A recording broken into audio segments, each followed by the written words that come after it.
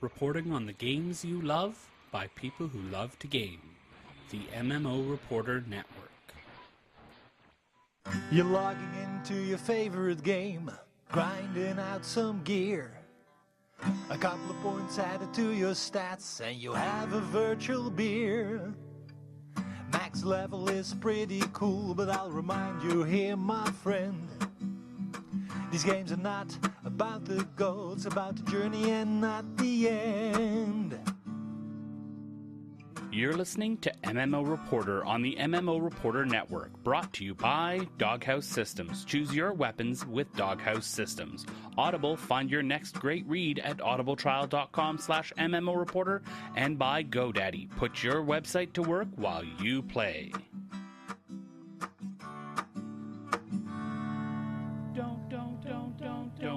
Don't forget about your ults you need to cherish. Each and every little character you've got, no matter what level they're at. Don't forget about your ults you need to cherish. Hello everyone, and welcome to another episode of MMO Reporter. I am Bill. I am sitting in for Chris, who is, rescuing damsels in distress, much to the chagrin of the plumber who was trying to get there first. I don't know. With me tonight for episode 196 is none other than Mr. Leonor himself. Leonor, how are you this evening? Hello, minions. Man, that number is getting pretty high up there, isn't it? That's a lot of recording. There's a lot of hours of us archived on the internet forever. And one of the most beautiful parts of all those hours is, of course, the hairiest of the halls, Harry Hall. How are you doing tonight?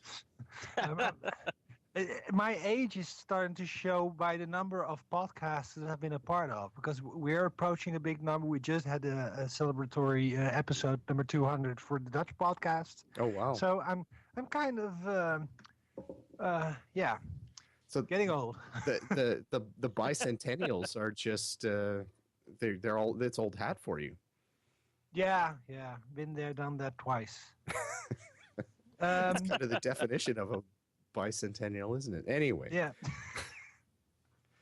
Anyway, let's just jump right into it. Leonor, I see you've been just all over the map this week. What have you been up to playing this week? I played Locho. Yeah? Flabbergasted. The new class came out, the Bjoring, and I've been playing that quite a bit, and I got it up to level 46 so far. And that's pretty much what I've been focusing on. So that's pretty much all I've been doing. What's the class like? Is it fun?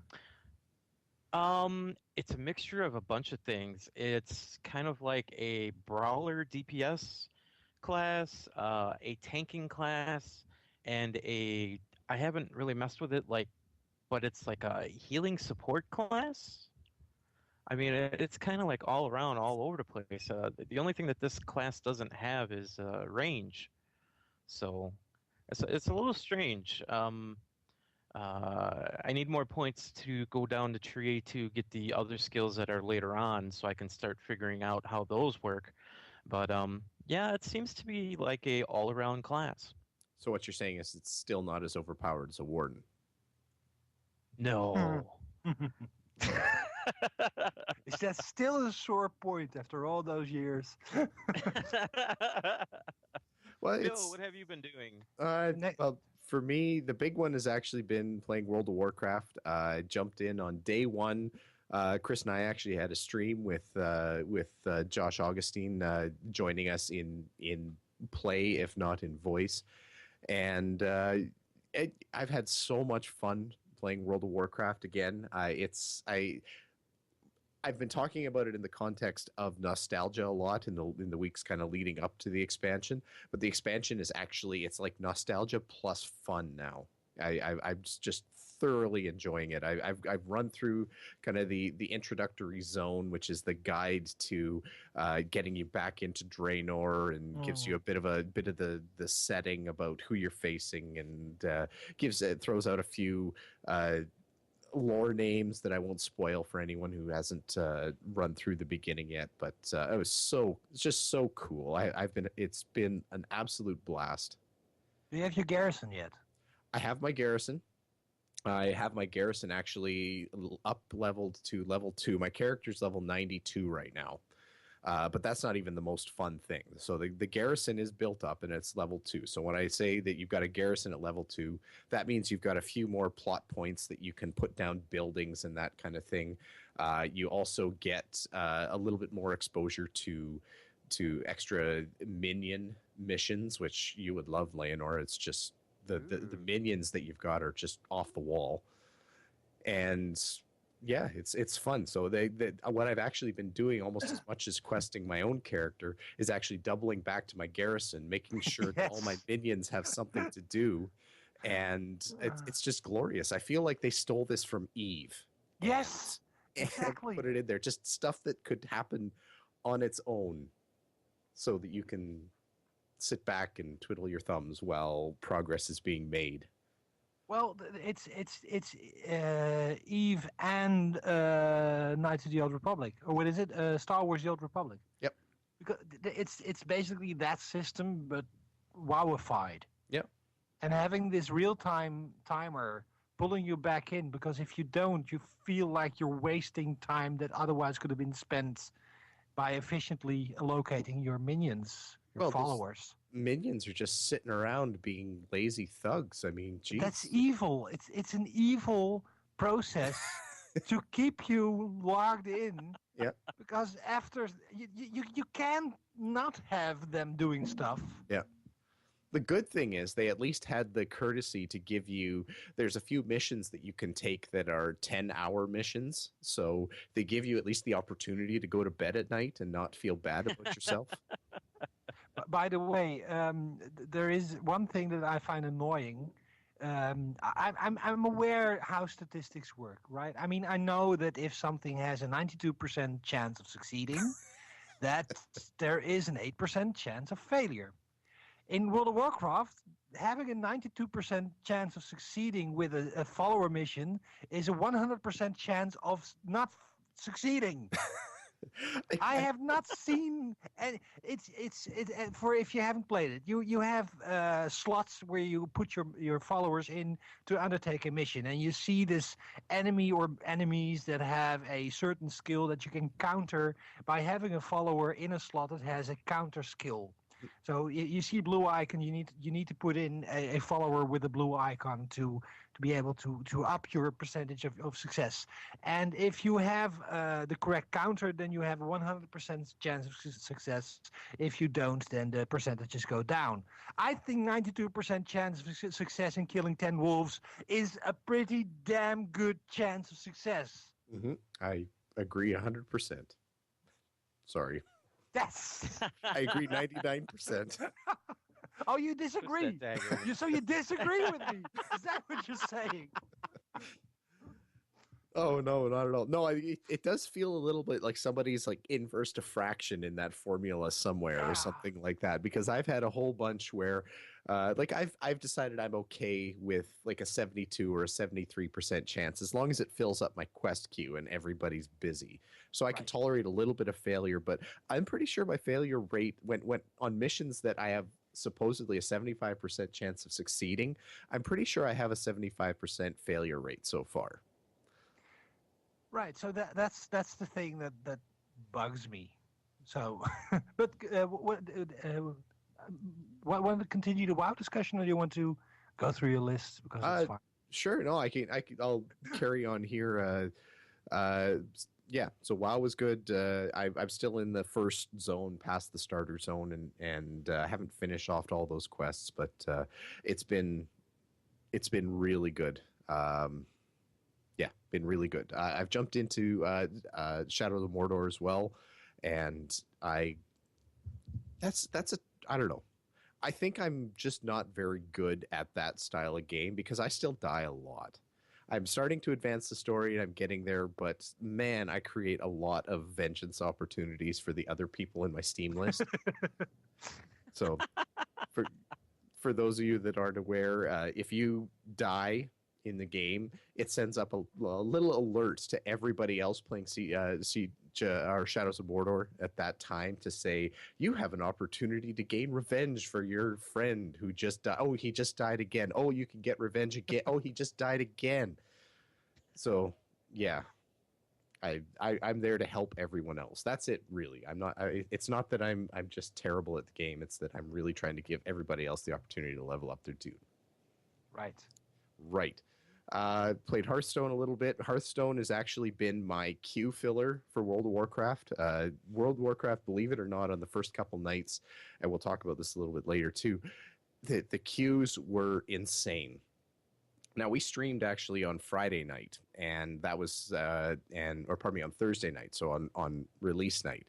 And I have no idea how we actually got in. I was reading, I do have an idea. I was reading about it after the fact. Chris and Josh and I all logged in, queued up, and were playing within 15 minutes. Which is, I thought, oh, that's not too bad for release day. And after all the complaining I've seen on Twitter and everything like that. No, I read back. The only reason we got in was because of a massive login server crash immediately before we tried to start playing. If we had been like regular humans like everybody else, we would have been in the queue for hours. And that live stream would have been us twiddling our thumbs saying, boy, it sure would be nice to play Warcraft right now. So we were very fortunate to get into that. Saturday, I spent probably 6 hours in the queue trying to get in. And Hearthstone was my filler for that. And 6 hours. Oh my God. Whenever I see a queue that's more than 10 minutes, I give up because I'm not going to do that anymore. Yeah. Well, their queue math is horrible too, because you get in and it says, okay, you've got 180 minutes of queuing. And then you come back 3 hours later and you still have 180 minutes of queuing left. And then it'll go down to 20 minutes. And then it'll go up to 700 minutes. Yeah, it's back to Windows 95 copying timings. I was just going to say it's Windows math on file copying. Yeah. They borrowed that from Microsoft. Microsoft must have open sourced that for them. So, so once I got out of the queue or actually while I was still in the queue, the other game I played to fill time was Elite Dangerous. Still having a fun time with that. It's still a very difficult game, and I like it. I'm really happy that this is not a game that you can just sit down and have figured out in 15 minutes and be an expert at in a couple hours. Like, this is going to take me weeks to months to become competent at, as in not embarrassing myself. So in this case, I think that's a good thing. Shadows of Mordor, it's a little bit embarrassing, but in Elite Dangerous, it's a compliment to Elite Dangerous. Yeah, you're expected to fail because you're flying a spaceship. Mm-hmm. Yeah. As you should. And I mean, it's got to be difficult because there's nothing else it's not like you can run into things or crash into the ground or anything like that. So there's got to be a level of difficulty there to compensate for the fact that your risk is negligible of crashing, at least. Well, you obviously haven't spent that much time inside spaceships. Well, space stations. Boy, you got me pegged. Anyway, any good experiences in Elite, or just the flying? Do you get the landing now? Do you know? Oh yeah. Yeah, right. I'm a landing ace now, so I've been doing over and over again the advanced tutorials and the combat tutorials there, and they're so hard. Like that even the first advanced tutorial you get, that's just a one-on-one with another person flying roughly the same ship that you're flying. I'm at maybe 50% beating that, maybe 52% now. Yeah, it's a challenge, and I can only imagine doing the actual player versus player battles in that, especially if it's team versus team or the big capital ship battles that they showed. This is going to be a challenge. It's going to be interesting, and it's going to be interesting to see how the players, like, because I can see how if you've got a team of 4 or 5 working in good concert with each other, that it could be lethal. But I could also see how it could be a bunch of blind monkeys throwing poop at each other There's a lot of ways those battles can go, I think. Thank you for that interesting image. I'm here to help. Speaking of monkeys. Speaking of monkeys, anyway.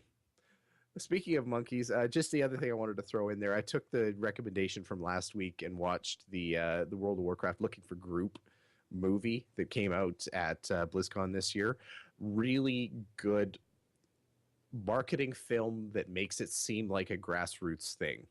Like they really amped up or they really got the old WoW emotional juice flowing for making you want to play more WoW and making you remember how much you used to enjoy playing WoW, and implying that you'll probably like it again if you just keep playing. Just try it. Just please try it again. Don't you remember? Don't you remember the good times? Give me a chance. Yeah. We used to spend so much time together. Yeah. And lots and lots of Chris Metzen in there too, so which you can't really go wrong with. So he's a cool guy. He is. is. Absolutely. Yeah. He is. He's. It's almost too cool. Like it's. What is he doing in an MMO? I mean, he should be a rock star or something. Intimidatingly cool. Yeah, he should be. He looks like he should be a movie star, rock star, something like that. So anyway, good movie. It's free. It's on YouTube. If you're looking for just a little bit of history on World of Warcraft, as well as a little bit of a tease that's coming up into Warlords of Draenor. It's about an hour. It's very good. And that's been pretty much my week. How about you, Harry? What have you been up to? Well, mainly I played World of Warcraft because I am in the process of reviewing Warlords of Draenor. Mm-hmm. I am really enjoying the game. I can't say it's a revolutionary change. I mean, even with the garrisons and all the stuff they added, it feels a lot like World of Warcraft in a way. You would, yeah, don't you? It's kind of, it's. Well, we discussed the whole my frustration with the followers, but it's still the questing game is just a lot of fun, and they streamlined it up to the point that it is perfectly paced. Mm-hmm. It is not boring at all. I at least don't have the feeling that I'm doing the same thing all over again. It's just tuned to perfection. The only thing that really bothers me is that they've gone a step into it. There's two things that bother me, actually. The first is they still haven't implemented open tapping like I enjoy in Guild Wars 2. Mm-hmm. And especially when you have to kill 8 thingamathings and you have to do that while other people are doing the same thing. It is incredibly frustrating as a mage to get that first hit in, because you always have this wind up before the pitch, before your spell is launched. So anybody who's running up to a mob just tags it with one hit and it's theirs, while I'm just like fizzing out. And shouldn't you be just running in and smacking it with your staff then?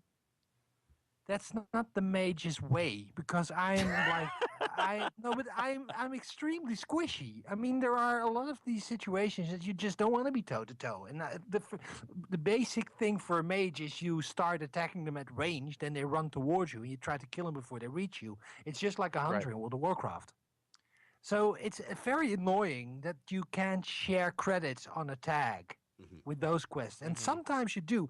This is the odd thing, it's not consistent, because another great addition, it's like a good thing and a bad thing. The great addition is they have these named mobs that are actually now on the map that respawn. It's like mini world bosses, and they have a chance of dropping pretty good loot. The first time you kill them, you get some good loot from them, and they apparently are open tapping, because I ran in and somebody was killing the monster and I was just helping. I think as long as if he's dead quicker, it respawns quicker and it's my turn. But no, I could loot it, and I got credit for it. So they know how to do it. Now, is that big level 100 Orgrim or whatever it is, Gom or Gorm or something? No. It's probably there's bigger stuff along the way, but I'm talking about If you look on your map, you see these skull type icons, Yep. and and they're not all max level or big. There was this wolf that I ran into, Okay. and they're elite mobs, and they are quite hard to kill, but not impossible. Yeah. Yeah, I know which ones you're talking about, and yeah, I was able to successfully open tap those. I did get to an area that actually had a level 100 world boss, and I got really excited because we were in a fight. There was probably at least 20 other people that just kind of organically started attacking it. Which I mean, in games like Guild, if you're used to it in Guild Wars 2, you're used to it. That's nothing. That's like every day. Yeah. But in World of Warcraft, this is a special thing. People don't coalesce and work together on the same thing in World of Warcraft ever. Which is this is the big detriment to that they still haven't figured out that this is a superior way of playing. Oh, That if I am playing since Guild Wars 2, I realized that if you're playing a game with other people, you don't want to be annoyed when those other people show up. mm-hmm.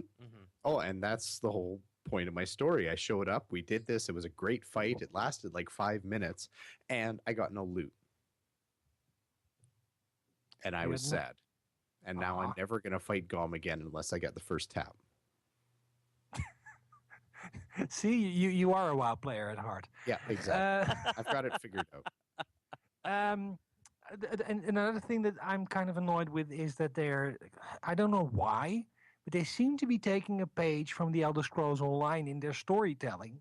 Because World of Warcraft always had this thing of making you the hero in the story, but it was kind of between the lines. It was almost implied, like, oh, hero, thanks that you're here. Now we can finally get those 8 wolf livers. Like, okay. But they're taking it up a notch, and they're with the garrison, which is an awesome addition. They've changed it into that you apparently are now the commander. I'm wondering if that's a jab towards Guild Wars 2, where you're not the commander, you're actually the assistant to the commander. But you all of a sudden are the main player in World of Warcraft, and that it feels very undeserved. I mean, if I would have been playing the same character since launch and it's still the same, I've rolled a level 90 mage with a play time of 8 hours or something. He's not the commander of the Alliance. I'm sorry, I don't buy that. It's like, no, please don't try to make me feel more important than I am. I'm a cog in a machine here, and I want to be that. That's kind of the interesting thing, because one of the things that actually got said in the Looking for Group movie more than once is that when they build their content or when they're building expansions, they have 2 main characters in their mind. One is the player. So when they're building their lore, the player is meant to be like the main character or the focus of the story, and then the other focus of the story is the world. So it seems kind of dumb, but like the trials and tribulations and the state of Azeroth and that kind of thing, that's your counterpoint, or that's the other person that's sharing the spotlight with you. All the thralls and the hellscreams and variants and everything like that, they're background to those 2, which I thought was a really interesting, and I wasn't sure if it was entirely accurate and if it just sounded good, but it was an interesting point to make, at least. I'm still enjoying the game despite it, I must say. I mean, but I don't buy it. Especially during launch. I mean, a few weeks from now, if everybody's just passed through those areas and you're alone, as apparently Chris Metzen intended it. I was going to say God intended it, but that would be a bit presumptuous. But then that story makes more sense. But now like 20, 30 people are clicking on the same guy to get the same quest, to do the same stuff. Mm-hmm. And I don't know if you noticed, if you're running out of your garrison, it's completely void of people. And then there's this little torch And the moment you pass this torch, the layers start to coalesce, and all the other people who are coming from your same garrison are on the same road, moving towards the same quest objectives that you are. It's like all of a sudden you're in a traffic jam. It's like from complete silence and tranquility, like, oh my God, everybody's here. Yeah. And it's you see, I see the seams of it. It doesn't matter. Yeah. It's still fun. But did you guys, by the way, see the too many cooks meme? No, You haven't. I have not. Oh, you're in for a treat. Oh, good. I've linked it. It's probably old hat for most of the people who are listening to this. If you haven't seen this yet, this is an Adult Swim thing. It's called Too Many Cooks. It's the intro. It's kind of it is a parody of 80s and 90s sitcoms. It's 11 minutes long, and I urge you to see it through towards the end, because the first 2 minutes you're gonna wonder, is this it? No, it is not. Just keep watching until the very end. It's awesome. And after you've watched this, I dare you to go back into World of Warcraft and look at, because they have this new way of introducing the main characters, which is a very cool thing. Whenever you enter an area, then the big bad of this area is introduced with this kind of sweeping camera motion, and his name is in 3D superimposed over him like it's in a TV show. Okay, I dare you to look at that after seeing Too Many Cooks. See, and I thought that was pulled straight from, Chris and I both noticed it, that it was pulled straight from Shadows of Mordor. Like, I could just see them having that meeting like 2 weeks before release, saying, oh, look what Shadows of Mordor are doing. That's so cool. Okay, slap it on. Watch this. I'm just sad you didn't see this before the show, because it just popped it.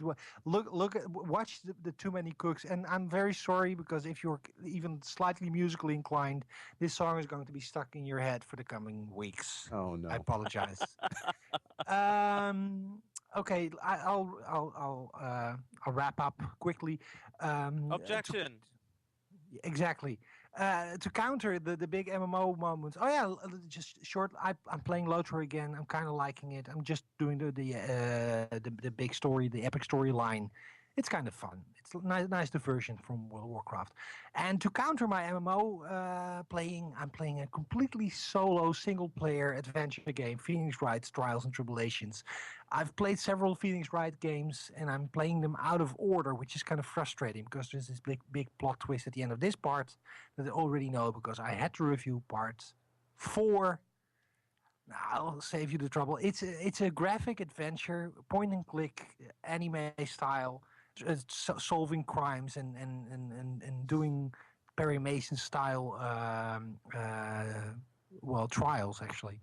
So it's a lot of fun, and I could recommend everybody to try this series of games. It's out on iOS as well. I'm playing it on the DS. Phoenix Wright, fantastic games, and a little bit of Call of Duty, the new one. Oh, it's gorgeous. Yeah, I'm playing it on PlayStation 4. It's an amazing looking game. The character models are so good. You are almost past the uncanny valley. It's like you believe it for 3-4 seconds before kind of your mind switches, like, this is not real. It is very well done. I mean, Kevin Spacey plays a big part in the game, and his character model, even though it's just that too shiny, you have this. It's still CG in real time. I mean, that's not a detriment to the game. It's just you notice it's not actual people, but it looks fantastic. It plays just like Call of Duty. Make of that what you will. Funny that WoW plays a little bit like WoW. Call of Duty plays a little bit like Call of Duty. So the universe is still going. There is balance in the universe. Well, they've added stuff. I mean, Call of Duty now has jetpacks. And I imagined this would feel like Destiny, but it doesn't. It's much more, oddly enough, grounded, because the gravity is much more pronounced, and you feel more heavy.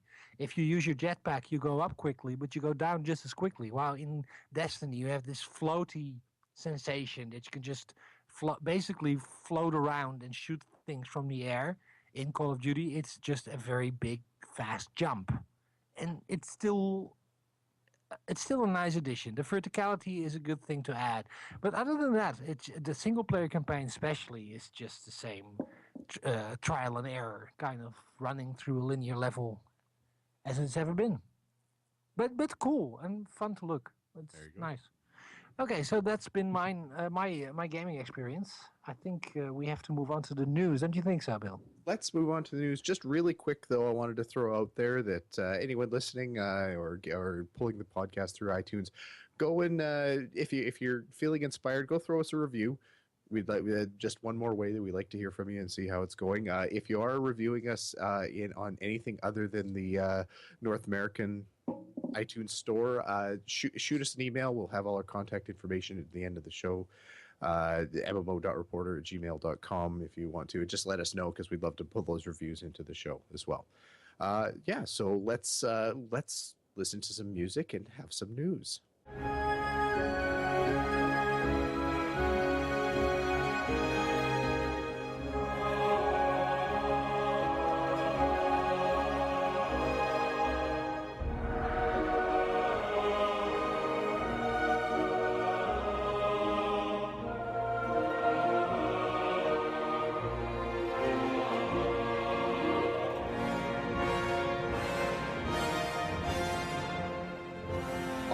So getting to the news here, Elite Dangerous is the top of the list for us this week because they did something bad, which is just, it kind of felt like they were untouchable there for a while, but they found a way to get touched. Yes. They've made a change to their offering here. Initially, in their literature and in all their marketing and in their, even I think in their original funding push, they were saying that there would be an offline mode for Elite Dangerous, so that you could play on the bus. You didn't have to. It was actually a way to avoid their ad streaming system. There was one of the articles that I was reading on this actually had one of the developers saying that this is actually an option for you if you want to avoid the streaming ads, and they've now pulled it. There's no offline mode available in Elite Dangerous. If you're going to play Elite Dangerous, you're going to play connected to the internet. Now, that's not to say that you can't play a single player mode still. That option is still in the game, but as similar to other games, as a kind of a DRM type measure or something along those lines, you've got to have your internet connection or the game will not launch. So I want to tear into this, but Harry, I'm gonna put it on a T here for you. So what do you think? Is this is good, bad, in the middle? Well, I'm one of those really old time Elite players. Sorry, the name just keeps. I'm an old time Elite Dangerous or Elite player since I've played this game in the 80s when it was just offline. I have very mixed feelings about this because the one thing that I wanted when I was growing up, when I was playing this game, was this to be a shared universe. I had fantasies of this being an online game before online games were a thing. In that time, there were only text-based online games. There was even a text-based space trading game. It's called Federation, I think, which was basically the counterpoint to online the dungeon crawling in text. So I wanted this to be online more than anything. Now that they're basically pulling the switch and saying it's not going to be offline at all, I can't say I'm too angry about it, just a tad disappointed, because the idea of having the universe all to yourself and being able to play it wherever without having to connect to anything, because you can still play it solo, you just have to be online. I mean, you can turn off other players, but you're still connected. Yeah. I don't think it's a huge deal. It's just the fact that, just like with Minecraft, you can just basically pull the covers over yourself and tuck into your little private universe and not be bothered by anybody else. Yeah. That sensation of completely cutting yourself off from the online reality out there, it's more the idea that I would miss that than I would actually miss that. because every kind of experience that I want to have in it, I can have in it. Yeah. So what's your opinion? Well, for me, yeah, it's mild. For me, it's basically mildly disappointing. For me, offline play for Elite Dangerous wasn't really a selling feature. I can't see myself taking my laptop on the bus and quickly playing Elite Dangerous for 5 or 10 minutes while I'm trying to get where I'm going or anything like that. With your Rift in your head? Yeah, exactly. And I just, that's not the type of game this is for me. So I'm not really disappointed. What it does for me, though, is it puts the big fat exclamation point on the notion of be careful what you buy before it comes out. Yeah. You know, exactly. like all the whole pre-order stuff that we've talked about in the past and that kind of thing, and kickstarting, and these things are fluid until there's a I was going to say there's a CD in your hand, but that dated me by probably 15 years. Until there's a download on your hard drive, the game can change wildly. So temper your expectations. I read about one poor fellow who just went right off the deep end. He was, I think, the biggest supporter for Elite Dangerous. He put up like $5,000 in pre-purchase funding for Elite Dangerous, and he said he wants his money back because offline play isn't there anymore. Mm-hmm. But personally, I think that is a very, as I said, I mean, what I wanted from this type of game is the dynamics of a shared universe. Mm-hmm. But I can only speak for myself. I mean, if he really wanted a solo offline space game, Mm-hmm. I'm actually kind of wondering why he invested $5,000 into a game that had as its main draw the online component. Mm-hmm. I mean, the fact that it was sold as having an offline mode, it was always going to be kind of gimped because they've said that. Yep. Because if you were playing the offline version, you would miss out on a lot of the dynamic storylines, and your universe would basically be static. Nothing would change anymore. And it's not to say that I would. I mean, if that's your thing, well, have fun with it. But you knew that this was not the main game. The main game was supposed to be the shared universe. Now, the other thing to keep in mind here, and I hate to sound too naive about the whole thing, but I feel like it does put a little bit of an honesty question onto the developer here, that they would say that for a very long time, right up until like less than a month until the game is scheduled to be released, it was going to be developed one way, and then Frontier comes out and says, yeah, we're actually just changing that now. So like I said, to me it's a small feature to be pulling back, but that it just feels a little bit disingenuous to be saying all along that this is what we're going to do, this is what we're going to do, this is what we're going to do. Oh wait, no, we're not. Actually, that's the one thing that is kind of sucky about this, because we're recording this on November 18th, and the game is coming out on December 16th. Yeah. So we're less than a month away from the official launch, and it's very hard to believe that they just found this out now. Yeah, this would have been probably a lot easier thing to lay on your supporters and on the fans of the game 3 months ago or 6 months ago. It probably would have been accepted. I mean, I don't think anyone would have been happy about it. But it probably would have been a lot easier to just kind of sweep under the rug.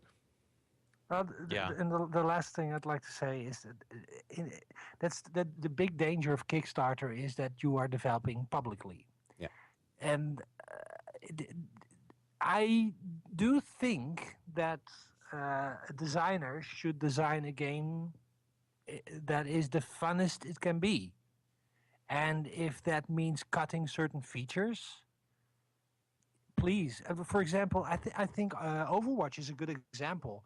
At the end of the day, I don't really care if they worked on a huge MMO type world with all kinds of fantastic features.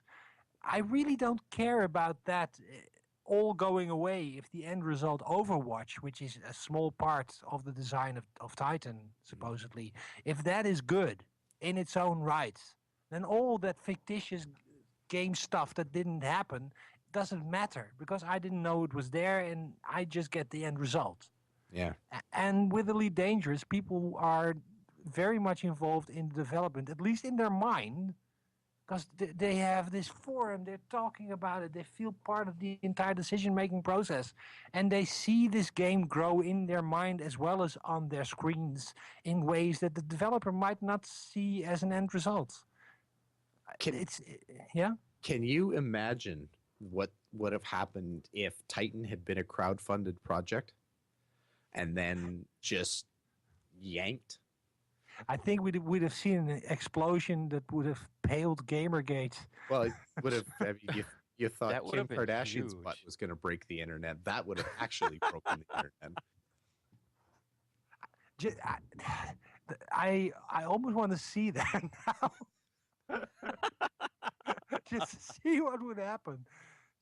Well, how about you, Leonor? Do you have any thoughts on this? The only thought that I have on it is the people that really wanted the offline mode, that really put in a lot of cash, is probably people that really enjoyed the first game and wanted like a new sequel that they could play offline. They were really into it, and they're yanking it. So it is kind of unfortunate, and yeah, it is only a month away. It just kind of sucks for those people, I guess. You can't really say much about it because they're just gonna do it. They're not asking players about it. They're not negotiating at all. It's just kind of like on the chopping block. You have to remember that everything that they promised is still there, except the ability to play it without an internet connection. Mm-hmm. That's the only thing that changes. Yeah, and you remember too, like they had made a big deal about this. Like Diablo 3 is the same way, if I remember correctly. You can't play Diablo 3 without an internet connection, and that was a DRM maneuver wrapped in the notion of all kinds of extra Diablo 3 features that they pasted onto it. Auction house, yeah. Yeah, that kind of thing, which obviously was a big deal. So, yeah, this in the grand scheme, I think people are going to forget in a month, or most people will forget in a month that this was a feature that was pulled, except for that one dude that put in £5,000 because dollars. No, pounds. Pounds. Oh my Pounds. God. Oh, now I completely agree with him. Yeah. that exchange rate makes the difference, eh? Yeah, absolutely. So do you think that these people will get refunds if they ask for it? No. I don't think No. so either. The whole nature of Kickstarter to me is that, I mean, there's always that fine print at the bottom that says unfinished product may change before delivery. This is not a contract. You're not buying a share of the game. Blah blah blah. I can't see how the call for a refund unless Frontier actually decides to do it as kind of a PR save face thing. I can't see any enforcement that says yes, you have to give them their money back. Well, especially for such a minor feature like this. They can do a credit card chargeback if they are really in a bad mood. Aren't those kind of regulated though? Like, can't you actually get in trouble for doing specious chargebacks? Well, I did an article about failed Kickstarter projects and Kickstarter projects that are late on delivery.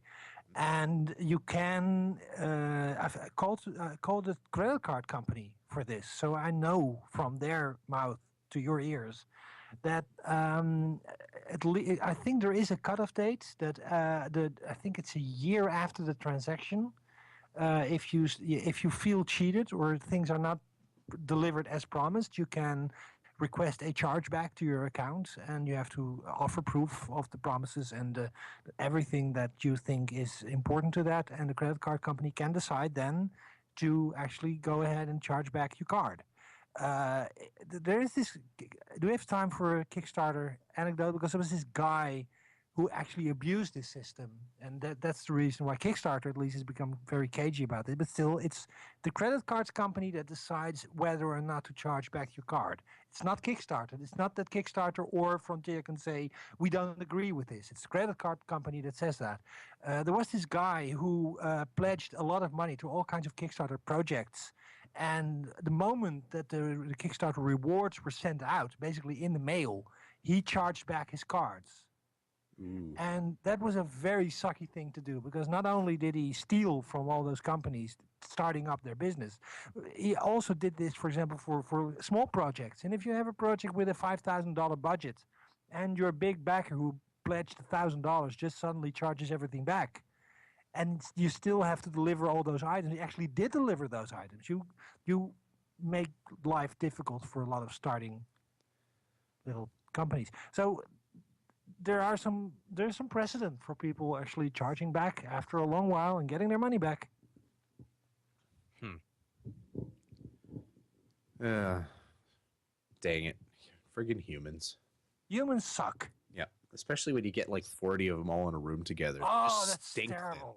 Yeah, Leonor, tell us about that. Yeah, you should kick 20 of them out, because that's what Wildstar's doing. You don't get a raid, and you don't get a raid, and you don't get a raid. So Carbine was talking to some of the higher major raiding guilds, and they were trying to figure out a few things to do with the Datascape raid, 40-man raid.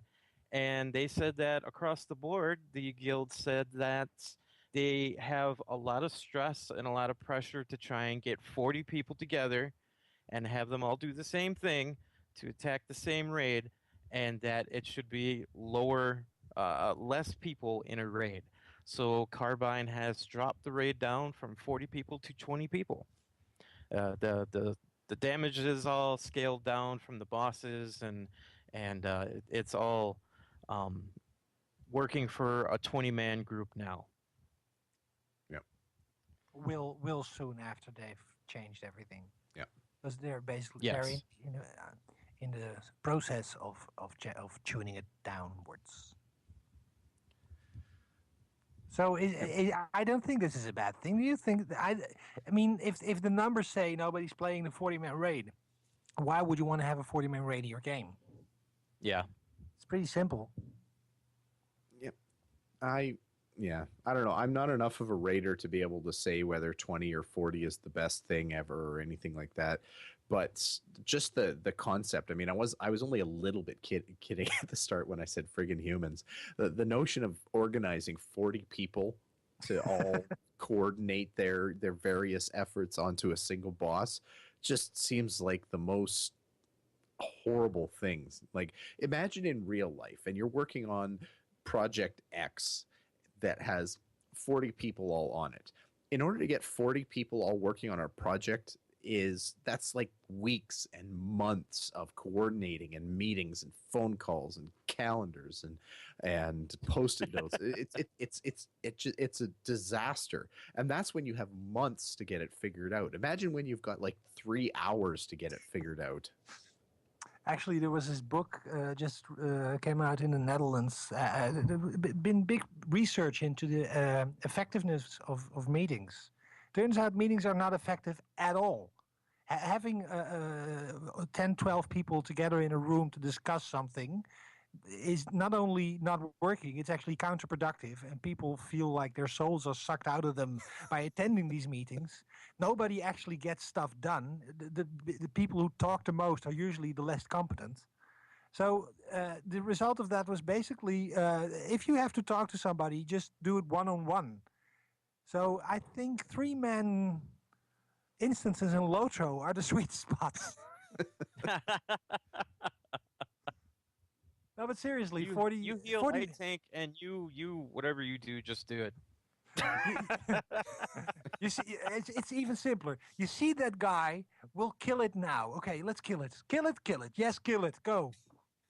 Simple. Done. Did it move? We've solved MMOs. Yeah, exactly. Yeah, if you're gonna go through a 40-man raid, it has to be kind of like chaotic, where you don't have to plan, very thoroughly for this thing. You just have to kind of let people go, you know, because it's just gonna be crazy trying to. It's gonna turn into the more dots argument. Yeah. You remember that video? Everybody More remembers dots, the more video. dots. Gives me a headache just thinking about it. Yeah, he's trying to control those people. It's just going to be like that, but worse because there's more people. So it has to be just a chaotic thing where just people can just jump in and beat on something. Because you got to think So too. dropping it down to 20s is probably the best thing. The people that are leading these things, like the people who are leading, again, I compare it to real life projects and that kind of thing. The people who lead those real life projects have credentials and experience and that kind of thing. Raid leaders, I mean, there's some brilliant raid leaders out there. Some they're fantastic. But there's some that aren't. And yeah. Anyway, I think we'll just leave it at that. Before we move on to the next story, we're just going to do a little bit of commerce here. I just wanted to say a quick shout out to GoDaddy to thank them for sponsoring the podcast and sponsoring all the other things that the MMO Reporter Network does. GoDaddy has been with us for a very long time, and I know for my own part, and especially on Chris's part, they've been a good partner to work with. So if you're looking for any kind of web hosting or web presence or domain name purchase or anything like that, head over to GoDaddy.com. We have a 30% off offer code that you can use to save yourself a little bit of money with whatever you get from GoDaddy. That code is MMO30, lowercase MMO30, and hopefully you save all kinds of money getting your internet rolling. Hey, music.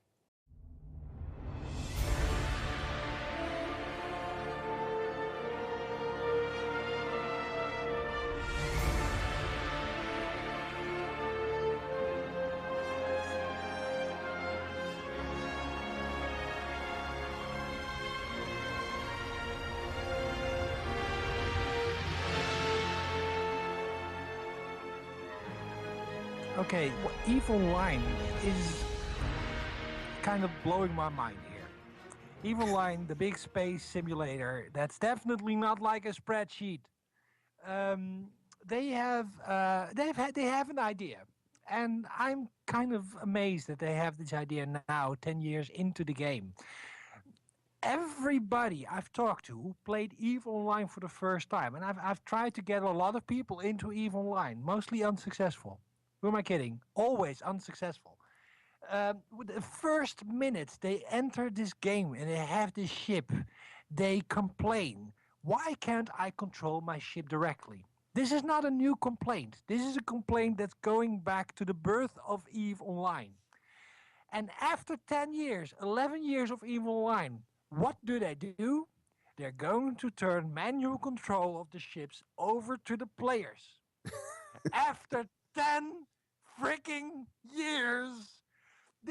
They wrote a dev blog where they said, you know what? We wanted to know what people's first experience with EVE Online was. So we took some people who never played this game and set them behind EVE and observed them. Why didn't you do that 10 years ago? Is this the first time you thought, you know what? People are playing our game. Some are leaving. I don't care why. Let's just make it more complicated, because more complicated is more better. They've actually finally took the step of observing people playing their game and realized that people who were flying a spaceship wanted to fly a spaceship. Hey, my WASD keys don't work. Is that normal? Exactly. Sorry.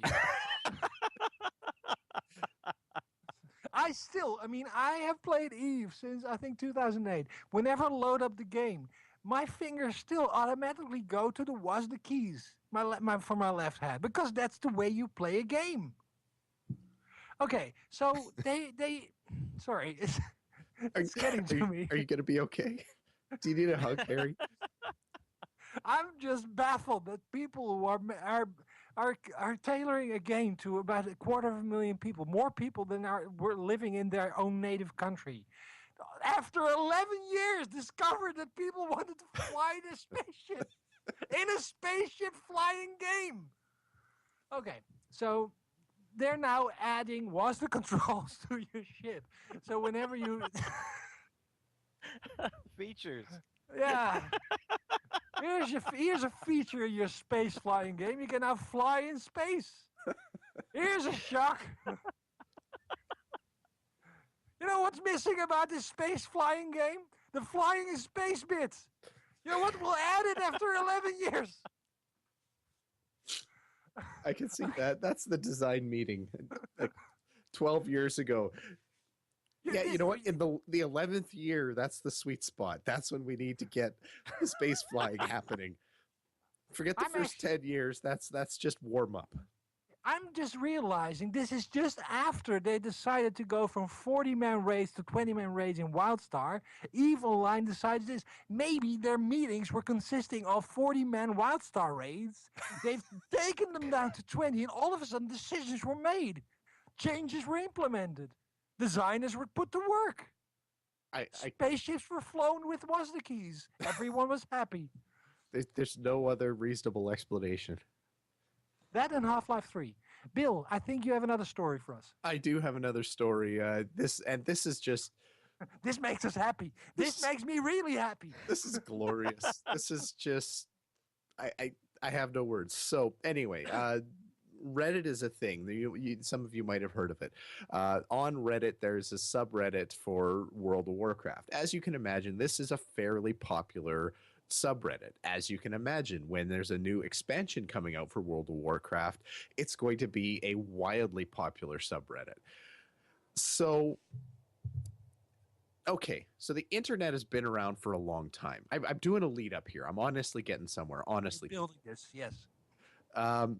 The internet's been around for a long time, and one of the most revered roles on the internet is that of a moderator. A moderator is an important person because left unfettered, the internet will become it will become so foul it will actually send smells through the wires. It'll be like your plumbing backing up on you. That's how bad the internet can be without the valiant and the mighty moderators keeping the angst and horror to a minimum. So, as we were talking about off the top of the show, World of Warcraft was having a little bit of a rough go on release with queues and it taking a long time to get in the game.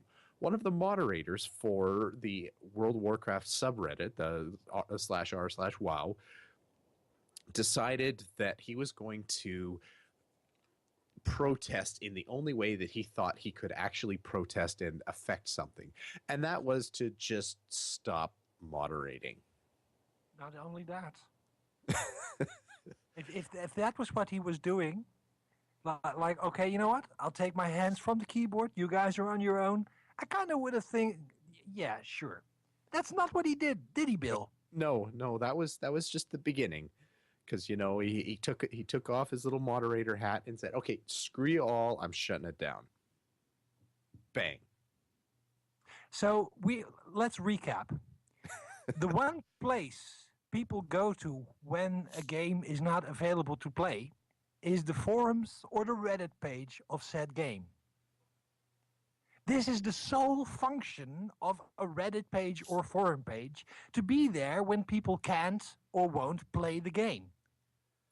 The moment he can't play the game, he ends the freaking Reddit. This took a lot of self-restraint. Yeah. I'm sorry, but how can you do that? And it's not even, I mean, it's not even that he's affecting Blizzard with this. I mean, it's first, let's deconstruct this. First, the reason World of Warcraft had problems was not because they messed up their server architecture. Sure, it's busy during launch of an expansion.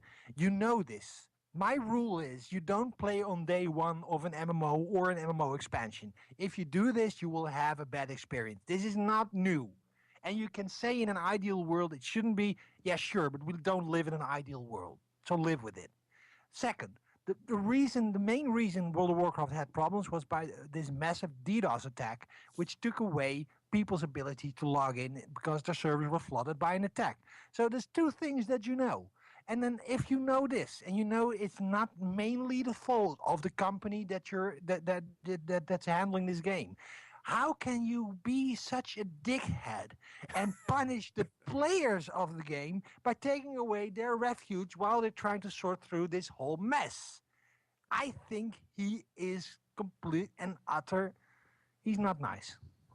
So he shut it down because he couldn't get into the game, and not because the people were writing crazy stuff about the game.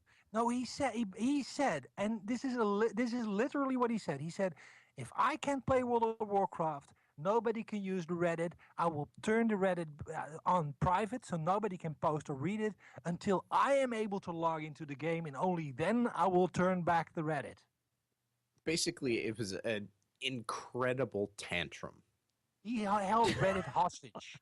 He held the WoW Reddit page hostage. God. He said, if I can't play, you can't use Reddit. That's what he did. This is like 3 years old, lying on the floor, all four limbs swinging, screaming at the top of your lungs. Let me play. I want to play. Where? So 3 Blizzard employees were sent out to his house to help him. Actually, a Blizzard moderator. Actually, a Blizzard moderator asked him not to hold the Reddit ransom. And moderators don't. This is another thing. I heard that moderators from the World of Warcraft forums were actually receiving death threats by people who weren't able to play the game. And sorry, if not only are those the wrong people to threaten, you shouldn't threaten anybody. Yeah. It's a game. And like you said, this is not new. This isn't the first time it's happened. I would bet $100 that this is going to happen again for the next expansion as well, and probably the expansion after that.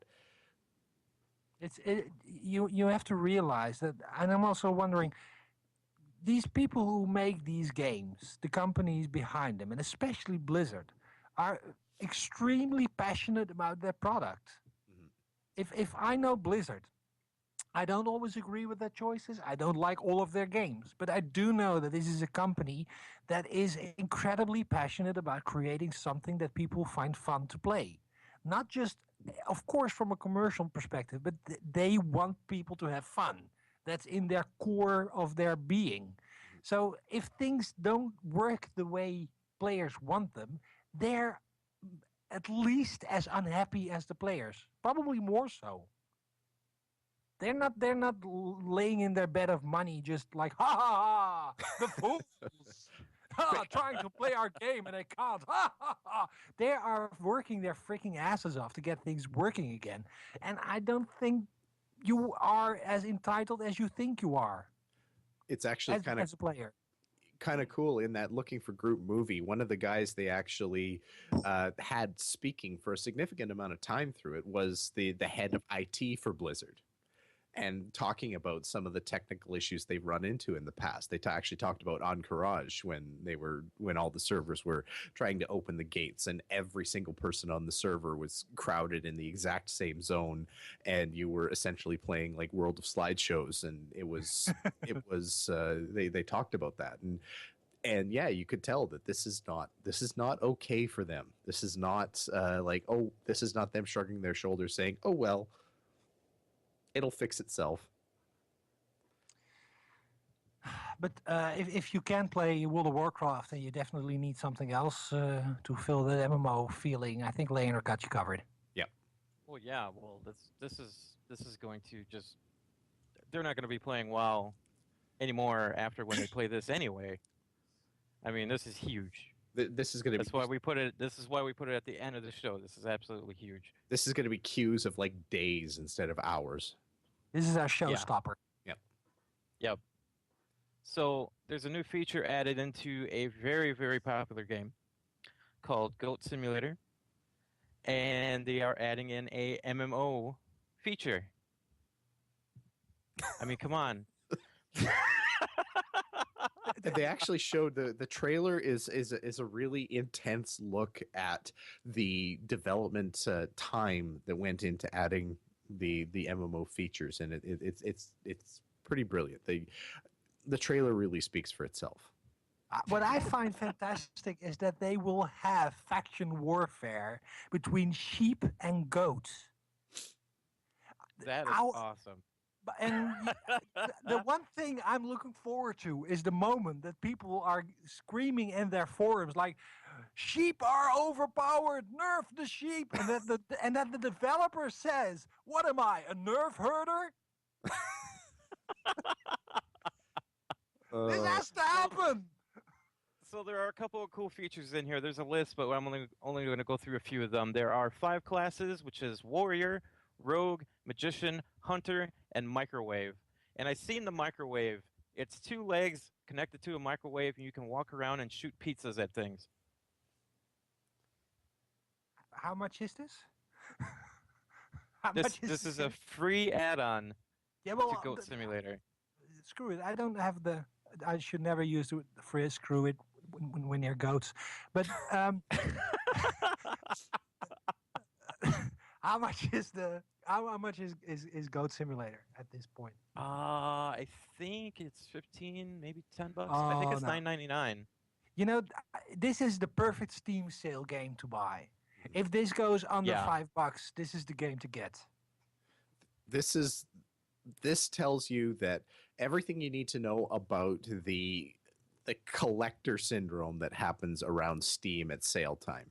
If you actually bought this during a Steam sale, you have too much money and too much time. I'm sorry. It's just if you're buying it for anything other than the joke value, if you're okay dropping $10 on a joke, then you know what? That's great. If this is $1, Simulator $9.99. If this is like $1 or $2 and it has this MMO content with, mind you, 101 levels, right? I mean, that's one more than World of Warcraft. True. They beat World of Warcraft, really. And Lotro. Beat a lot of MMOs. Yeah, I mean, come on. So that's I think that for $1 or $2, this is great value for money. Yeah. Great value. I've played worse games. I can tell you already. I've played worse games than this. Yes, I'm not even going to try to challenge you on that. Have you played the Elder Scrolls Online? Ooh. Oh. Damn. Okay. And on that note, I wanted to say a quick thank you out to Doghouse. Doghouse Systems is a fantastic place to go look for your new custom built boutique system. There's not a lot. There's still a few of those in pockets around there, but Doghouse really kind of separates themselves. Like Chris has said, Carrie is thrilled with her Doghouse system. And if you're so inclined, you're looking for a new computer, head over to Doghouse Systems, configure up your new beast, and use the coupon code MMO Reporter to double the RAM in that beast, because double RAM is just, there's a Goat Simulator joke there, and I just can't find it. Damn it. Double RAM is a sandwiched goat. That's your level 101 ability. I'm way more terrible than you. Okay, let's. Moving on. So yes. Check out doghoussystems.com for that, and use the coupon code MMO Reporter for that, for doubling your RAM. Head on over to our CAFEPRESS store for all the brilliant designs that future French fashionista Leonore has created for us there. It's glorious, and you can just wear MMO Reporter around. So it's cafepress.com/MMO Reporter. Check out what we've got there.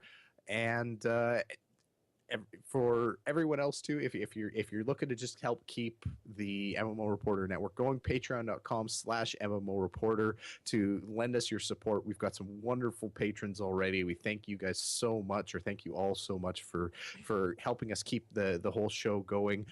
We do have a stretch goal of $100 coming up, and Harry is just itching to lay some music on you all. So keep an eye for that. Not just me.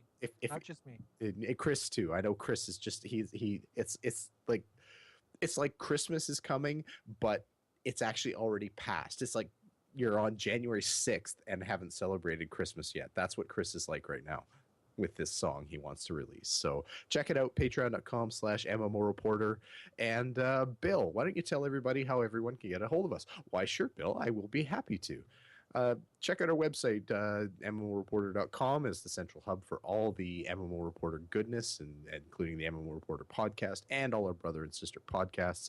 Send us an email to mmo.reporter@gmail.com. Check us out on Facebook, facebook.com/MMO Reporter. You can tweet at any of the MMO Reporters, either at Harry Hall for Harry Hall, at Leonor for Leonor, predictably, at MMO Bill for yours truly, or if you want to send a get well soon tweet to Chris, who's having a little bit of surgery done. He's going to be fantastic on the outside, though. Nothing serious. He's going to be great. Oh, he's getting the facelift now. Oh yeah, right. yeah. Well, get rid of that thing that was growing too. So I'm so happy. No, that's so good that he does that. Yeah. I'm really glad for him. This is going to be really good for his self-esteem. So anyway, so you could tweet it at MMO_reporter for that. You can give us a call at 616-666-6778, or click the widget on the right side of MMOReporter.com to leave us a voicemail. We'd love to hear what you think, and play it on the show. You could become at least as famous as any of the MMO reporters. We're talking about that thing that glue in the dark, right? Yeah, exactly. Yeah. That was and warm too. Like it actually threw heat like a light bulb. It was really good. Yeah, I was in the same room with him. I mean, come on, it was. Yeah, it's funny that. Oh, that night. Hot. Anyway, check us out on YouTube. You can check out Chris's goiter on all the videos that we've taken covering PAX, and everything else that we've put up on YouTube, all of our streams and any of the other good content that we've identified and thrown up there. So, no pun intended. Anyway. That's a show, and as much as you might have been missing Chris, I hope we filled a little bit of that void for you. I know I feel fulfilled. How about you, Leonor? Was this everything you hoped it would be? And more. And more. And you, Harry, are you full of MMO Reporter now? I am completely satisfied. I'm lighting up a cigarette as we speak. Excellent. All right. Well, thanks everybody for joining us on the stream. Thank you for listening, and we hope to see you in game.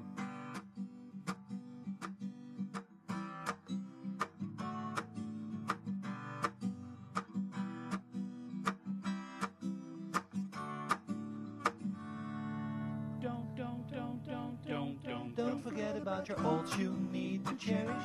Each and every little character you've got, no matter what level they're at. Don't forget about your olds you need to cherish. Each and every little character you've got, no matter what level they're at.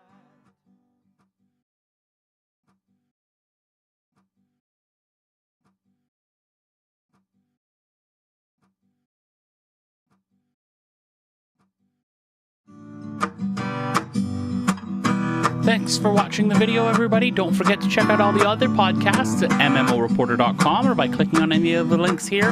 And please check out our Patreon campaign at patreon.com/MMOReporter. Thanks, everyone, and see you in game.